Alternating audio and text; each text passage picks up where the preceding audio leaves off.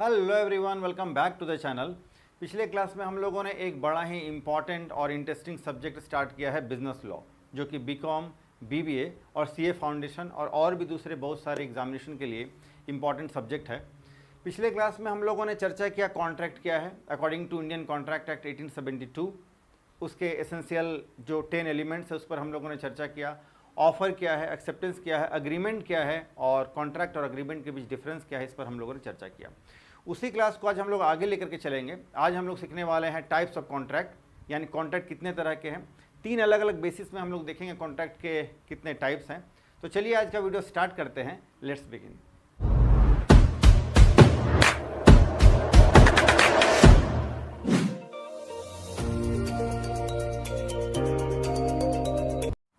Types of contract अलग अलग 3 category में अलग अलग टाइप्स के बताए गए हैं। 3 अलग अलग कैटेगरी हैं। फर्स्ट कैटेगरी में on the basis of enforceability, जिसमें कि 5 तरह के कॉन्ट्रैक्ट बताए गए हैं। सेकंड कैटेगरी होता है on the basis of creation, जिसमें कि 3 अलग अलग टाइप के कॉन्ट्रैक्ट बताए गए हैं। और थर्ड कैटेगरी में आता है on the basis of execution, जिसके अंदर में 2 तरह के कॉन्ट्रैक्ट बताए गए हैं। सब कुछ हम लोग डिटेल से समझने वाले हैं। आइए, तो पहला कैटेगरी जो है, फर्स्ट कैटेगरी में ये जो है on the basis of enforceability, on the basis of creation और on the basis of execution. Enforceability basis के अंदर में ये 5 तरह के कॉन्ट्रैक्ट बताए गए हैं: valid contract, voidable contract, void contract, unenforceable contract और इलीगल या unlawful contract. On the basis of creation, creation basis पर अगर देखें तो एक्सप्रेस कॉन्ट्रैक्ट, इम्प्लाइड कॉन्ट्रैक्ट और कंस्ट्रक्टिव कॉन्ट्रैक्ट या क्वासी कॉन्ट्रैक्ट इसको हम लोग बोलते हैं। क्वासी यानी अर्ध अनुबंध या आधा अधूरा, आगे डिटेल में बात करेंगे। एग्जीक्यूशन बेसिस पर एग्जीक्यूटेड या एग्जीक्यूटरी 2 तरह के कॉन्ट्रैक्ट बताए गए हैं। अब एक एक करके हम लोग सबको समझते हैं। सबसे पहला टाइप जो हमारा है वो है इन्फोर्सिबिलिटी बेसिस पर। इसके अंदर में जो 5 कॉन्ट्रैक्ट है, तो सबसे पहला नंबर आता है वैलिड कॉन्ट्रैक्ट। वैलिड कॉन्ट्रैक्ट का मतलब होता है जो वैध है, जिसमें कि जो इंडियन कॉन्ट्रैक्ट के जो 10 एसेंशियल एलिमेंट बताए गए हैं, 10 के 10 एसेंशियल एलिमेंट को यानी 10 के 10 कंडीशन को जो फुलफिल करता है तभी कोई वैलिड कॉन्ट्रैक्ट होता है, कॉन्ट्रैक्ट तभी वैलिड कहलाता है। तो ये वो कॉन्ट्रैक्ट है जो कि सारे एसेंशियल एलिमेंट को जो है सेटिस्फाई करता है। ठीक है, ये वो कॉन्ट्रैक्ट है जो सारे satisfy all the conditions prescribed by the law is a valid contract. तो प्रिस्क्राइब्ड क्या है, वो 10 एसेंशियल एलिमेंट अगर फुलफिल करता है तो ये कॉन्ट्रैक्ट है, वैलिड कॉन्ट्रैक्ट है। जैसे एग्जांपल देखिए, X offers to marry Y. X ने मैरी को ऑफर किया, क्या तुम मेरे से शादी करोगे? वाई एक्सेप्ट्स एक्स ऑफर, और वाई ने एक्स के इस ऑफर को स्वीकार कर लिया। This is a valid contract. तो एक तरफ से आया ऑफर, दूसरी तरफ से एक्सेप्टेंस, बीच में होना चाहिए कंसिडरेशन यानी समथिंग रिटर्न, तो हो जाए कॉन्ट्रैक्ट। तो ये दोनों कंडीशन को फुलफिल कर दिया, सारे 10 एसेंशियल एलिमेंट को फुलफिल कर दिया, तो ये हो गया वैलिड कॉन्ट्रैक्ट। आइए दूसरा देखते हैं, वॉइडेबल कॉन्ट्रैक्ट। वॉइडेबल शब्द का मतलब होता है जो जिसको कि निरस्त कर दिया जा सकता है, जिसको कि रद्द किया जा सकता है, जिसको मान्यता प्राप्त नहीं है, वॉइडेबल कॉन्ट्रैक्ट। आइए देखिए, अकॉर्डिंग टू सेक्शन 2 क्लॉज 1 कहता है कि an agreement which is enforceable by law at the option of one और मोर ऑफ द पार्टीज।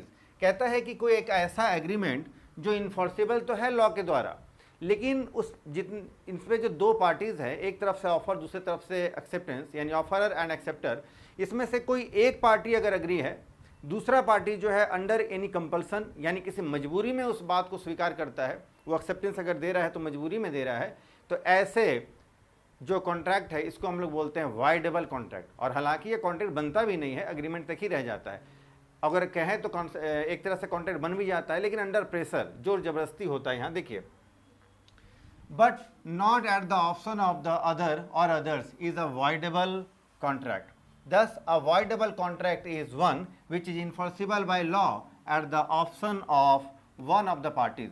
दोनों पार्टीज होते हैं, ऑफरर है, एक्सेप्टर है, लेकिन एक पार्टी अगर मजबूरी में अगर एक्सेप्ट करता है तो ये एक तरह का वॉइडेबल कॉन्ट्रैक्ट हो जाता है। एग्जाम्पल से बातें और क्लियर हो जाएंगी। देखिए, A threatens to be suit B if he does not sell his new Bajaj bike to A for ₹2000। A धमकी देता है, थ्रेटन्स, ए धमकी देता है बी को कि तुम मुझे अपना पुराना जो बजाज बाइक है 2000 रुपये में बेच दो।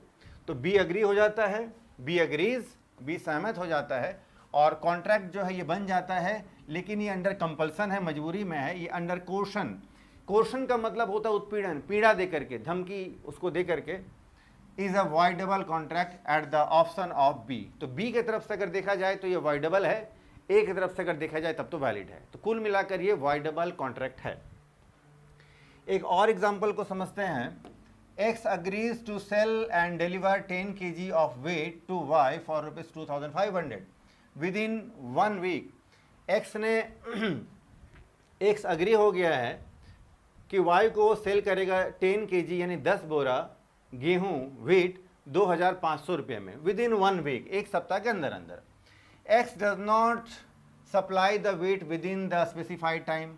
तो X ने क्या किया, कॉन्ट्रैक्ट तो हो ही गया दोनों के बीच में। X जो है वो एक सप्ताह के अंदर 1 वीक के अंदर में जो है ये आपका 10 बैग ऑफ व्हीट जो है उसको डिलीवर नहीं कर पाया। ऐसे में क्या हो गया, the contract becomes voidable eight the option of Y। तो Y की तरफ से अगर देखा जाए तो ये कॉन्ट्रैक्ट जो है वॉइडेबल हो गया, क्योंकि जो कंडीशन जो था 1 वीक के अंदर में 10 बैग्स ऑफ व्हीट डिलीवर कर देना वो नहीं हो पाया, तो ये वॉइडेबल कॉन्ट्रैक्ट हो जाएगा। आगे अब हम लोग देखते हैं वॉइड कॉन्ट्रैक्ट। वॉइड क्या है, ये भी उसी तरह का है लेकिन थोड़ा सा अंतर है। The term void contract is a contradiction in terms. इसमें कुछ कॉन्ट्राडिक्शन है, विरोधाभास है, असमंजस होता है, चीज़ें क्लियर नहीं है। But according to section 2 clause 1 कहता है, सेक्शन 2 क्लॉज 1 जो कॉन्ट्रैक्ट एक्ट 1872 का है वो कहता है, a contract which ceases to be enforceable by law becomes void when it ceases to be enforceable। in other words, दूसरे शब्दों में देखते हैं, कहता है कि a void contract is a contract which was valid when entered into but which subsequently becomes void due to impossibility of the performance change the law enforceability performance change the law of some other reason। कहता है कि जब contract तैयार किया जाता है, एक तरफ एक्सेप्टर है एक तरफ ऑफरर है, ऑफर और एक्सेप्टेंस जब मिला तो ये कॉन्ट्रैक्ट तो बना, लेकिन यहाँ कहता है कि कुछ चीज़ें ऐसी हैं जिस बात को लेकर कॉन्ट्रैक्ट हुआ है वो परफॉर्म करना इम्पॉसिबल है, वो संभव ही नहीं है परफॉर्म करना। जैसे एग्जाम्पल से समझिए बात को।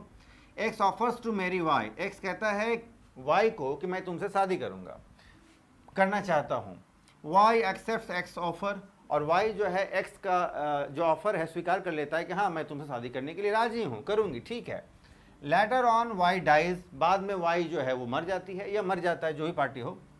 दिस कॉन्ट्रैक्ट वॉज वैलिड, ये कॉन्ट्रैक्ट वैलिड तो है क्योंकि दोनों ने एक्सेप्टेंस, क्योंकि दोनों ने ऑफर और एक्सेप्टेंस आपस में जो है वो फुलफिल हुआ था at the time of formation but become void on the death of Y. तो ऑफर और एक्सेप्टेंस जो था ये वैलिड था, लेकिन बाद में वाई का डेथ हो जाता है तो ये कॉन्ट्रैक्ट जो वॉइड हो जाता है, ये मान्यता प्राप्त नहीं होगा कानून का, क्योंकि एक का मृत्यु हो गया और ये इम्पॉसिबल है अब उसको फुलफिल करना, करार देना। आगे देखिए, अब हम लोग देखते हैं अनइन्फोर्सिएबल कॉन्ट्रैक्ट। अनइन्फोर्सिएबल का मतलब होता इन्फोर्सिएबल का मतलब होता है कानून का मान्यता प्राप्त होना, कानून के द्वारा सही करार दे देना, उसको लीगल करार देना।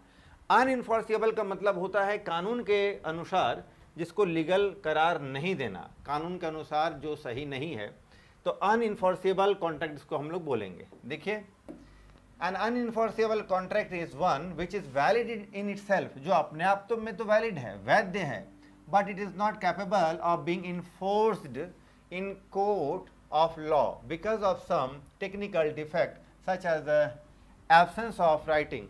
कहता है कि कुछ ऐसी चीज़ें हैं जो लॉ अपने आप में तो वैलिड है, लेकिन कानून के नज़र में कुछ चीज़ों के मिसिंग होने के कारण इसको वैलिड कॉन्ट्रैक्ट नहीं किया जा सकता है, नहीं कहा जा सकता है।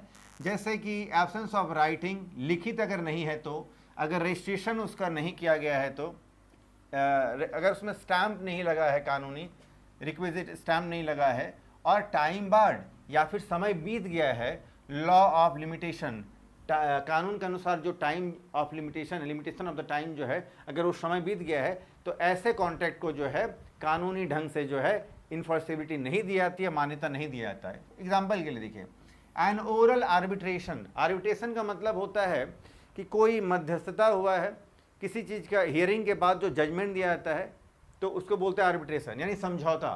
तो समझौता जो है वो लिखित होना चाहिए, आर्बिट्रेशन रिटन होना चाहिए। लेकिन अगर कोई आर्बिट्रेशन है, अगर वो ओरल है, मौखिक है, agreement है, is unenforceable because the law requires an arbitration and agreement to be in writing। पिछले क्लास में हम लोगों ने देखा भी था कि आर्बिट्रेशन का जो अग्रीमेंट है वो हमेशा लिखित होना चाहिए, राइटिंग में ही होना चाहिए। आर्बिट्रेशन का कोई भी अग्रीमेंट जो है ओरल में जो है इसको इन्फोर्सिबिलिटी कानून का नहीं मिलेगा। तो ये हो गया अनइन्फोर्सेबल कॉन्ट्रैक्ट। आगे देखिए इलीगल या अनलॉफुल कॉन्ट्रैक्ट क्या है, नाम से ही पता चल रहा है इलीगल है। An illegal agreement one of the object यानी उद्देश्य, motive of which is unlawful. जिस अग्रीमेंट का, एक ऐसा अग्रीमेंट जिसका कि जो मोटिव है, जिसका जो ऑब्जेक्ट या उद्देश्य जो है वही अनलॉफुल है, वही इलीगल है, तो ऐसा कोई अग्रीमेंट कॉन्ट्रैक्ट नहीं बन सकता है। देखिए can not enforceable by law, thus illegal agreement are always void, नहीं माना जाएगा। एग्जाम्पल समझिए बात को, X agrees to pay Y ₹1 lakh if Y kills Z। X ने कहा कि मिस्टर Y तुम जो है Z का जो है कत्ल कर दो, उसकी हत्या, उसका मर्डर कर दो, मार डालो उसको, तो मैं तुम्हें 1 लाख रुपया दूंगा। Y kills Z, Y ने Z को मार दिया, जान से ही मार दिया बिल्कुल, एंड क्लेम्स ₹1 lakh, और अब कहता है कि मैंने तो उसे मार डाला, अब 1 लाख रुपया तुम मुझे दो। Y cannot recover from X because the agreement between X and Y is illegal as its object is unlawful। अब जो है Y जो है Z से Y जो है अब X से पैसा रिकवर नहीं कर सकता है। क्यों? क्योंकि ये अनलॉफुल है, इसका जो मोटिव है यही अनलॉफुल है। तो ऐसे cases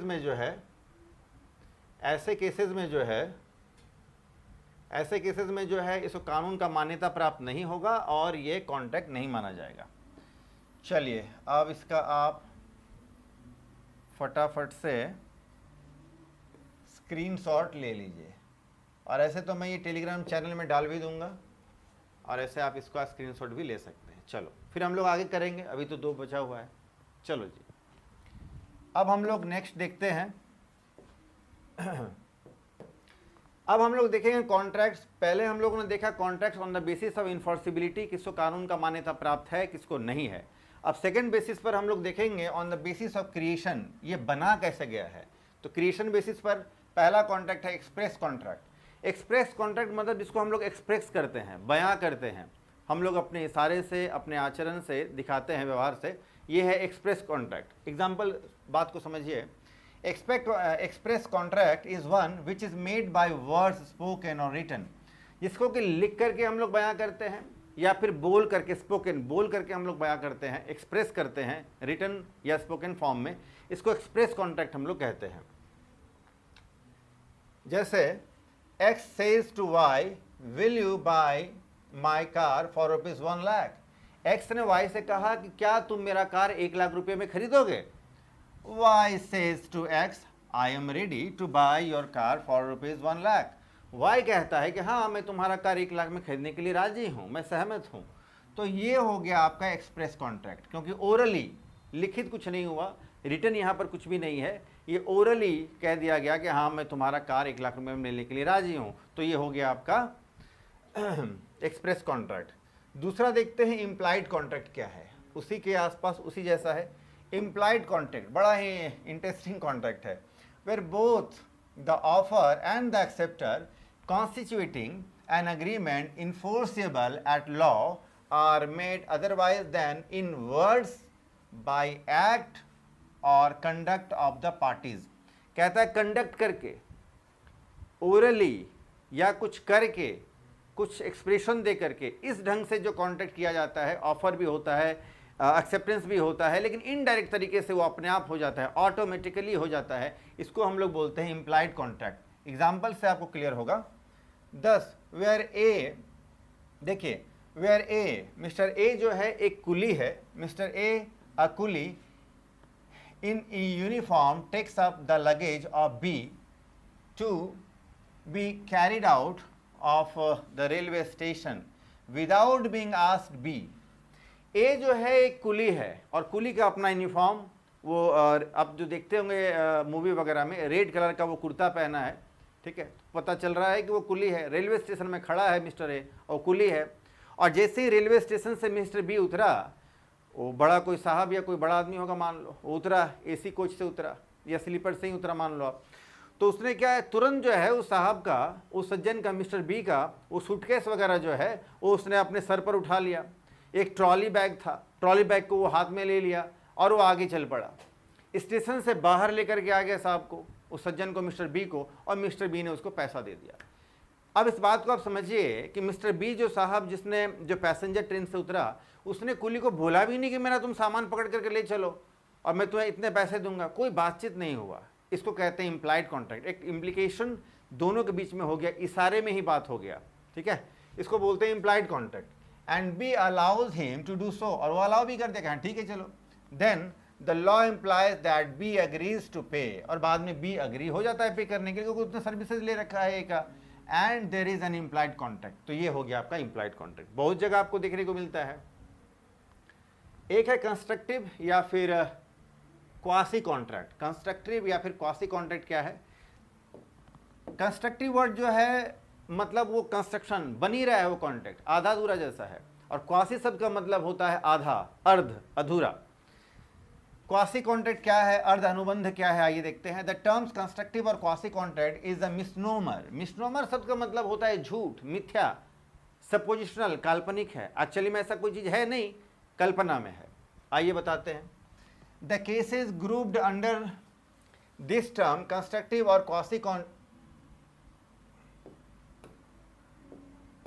grouped under this type of contracts have a little or no affinity with contract. इसमें सच्चाई बहुत कम दिखता है लेकिन है contract. Such a contract does not arise by virtue of any agreement.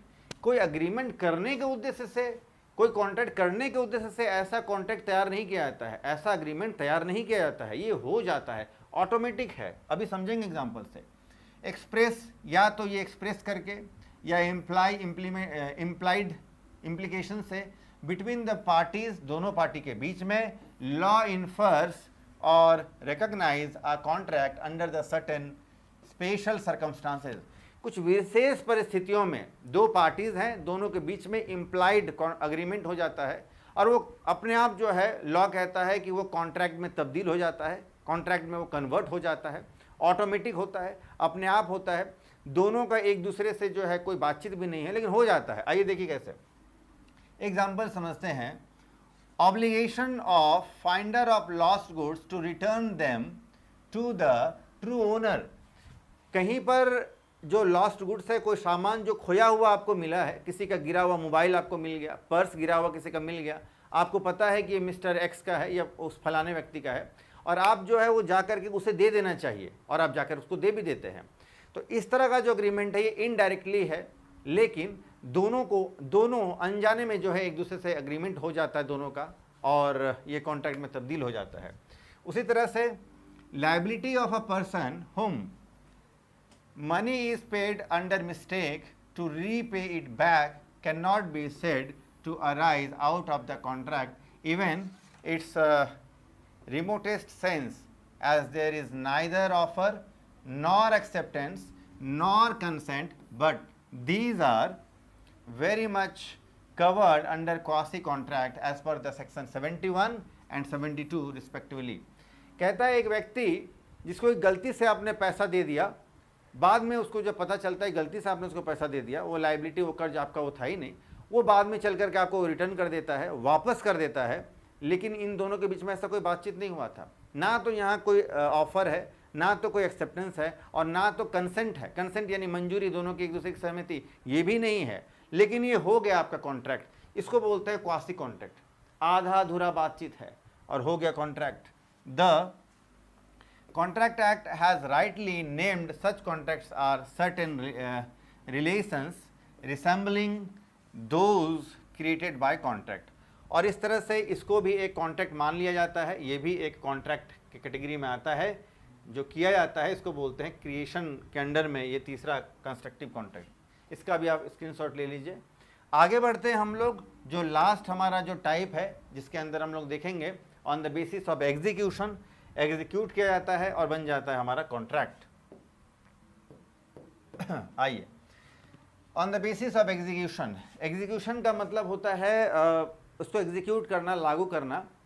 तो कॉन्ट्रैक्ट कैसे है देखिए, executed contract, it is a contract in which both the parties, इसमें दोनों ही parties to the contract have performed, performance basis पर दोनों ही जो है कुछ काम करते हैं, परफॉर्म्ड कर देते हैं और ये कॉन्ट्रैक्ट हो जाता है, their respective obligations under the contract. Example समझिए, X offers to sell his car to Y for ₹1 lakh. X ने कहा कि मिस्टर Y, मैं अपना कार 1 लाख रुपए में बेचने वाला हूँ, बेचूंगा। Y एक्सेप्ट्स X ऑफर, तो Y बोलता है कि हाँ ठीक है, मैं स्वीकार करता हूँ, मैं तुम्हारा कार 1 लाख रुपए में लेने के लिए राजी हूँ।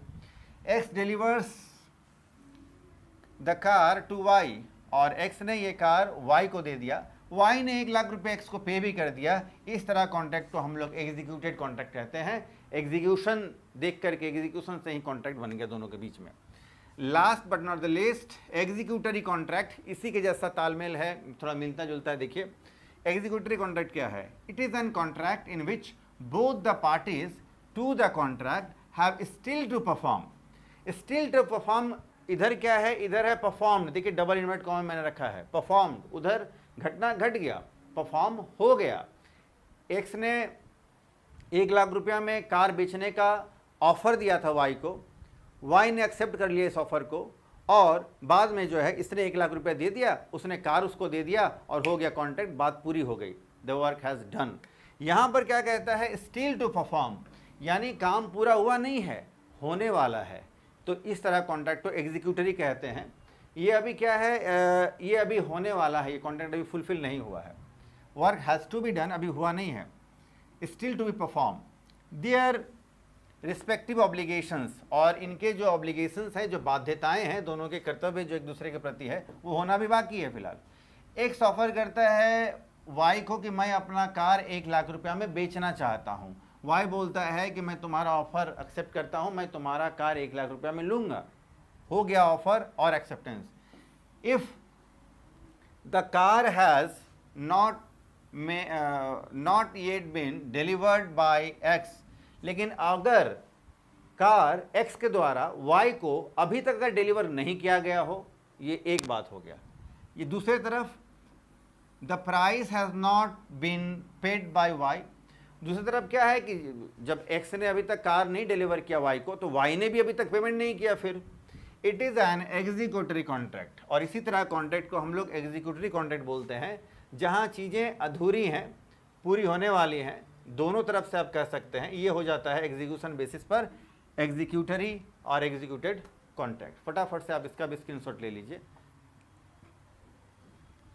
तो आज हम लोगों ने टाइप्स ऑफ कॉन्ट्रैक्ट में देखा कि टाइप्स ऑफ कॉन्ट्रैक्ट जो है 3 अलग अलग कैटेगरी में है। फर्स्ट कैटेगरी में इन्फोर्सेबिलिटी बेसिस, सेकंड कैटेगरी में क्रिएशन बेसिस, और थर्ड कैटेगरी अभी जो हम लोगों ने देखा ये एग्जीक्यूशन बेसिस पर करीब 5, 3 और 2, यानी टोटल 5 और 3 8 और 2 10 तरह कॉन्ट्रैक्ट हम लोगों ने देख लिया।